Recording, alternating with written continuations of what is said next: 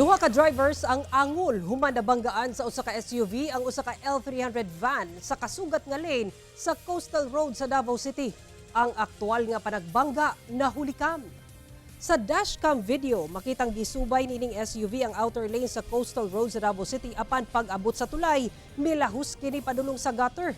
Nawad-an na og kontrol ang driver sa manibela. Hinungdan nga may paingon sa kasugat nga lane ang SUV og may bangga sa L300 van nga anaa sa inner lane. Sa kakusog sa impact, nakatuyok o natuyok paatras ang L300 van ug nabalik sa ang original nga lane ang SUV hangtod sa nahunong kini sa gutter. Giling girescue ang 47 anyos nga driver sa L300 van. Human naipit ug gidala siya sa ospital. Gidala sab sa ospital ang 40 anyos nga babaeng SUV driver. Nakagawas na sa ospital ang SUV driver samtang nakatakdang ipailawom sa operasyon ang van driver.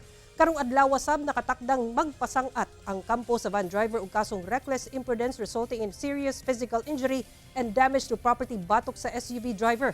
Ginakuhaan pa og pahayag ang duha ka driver.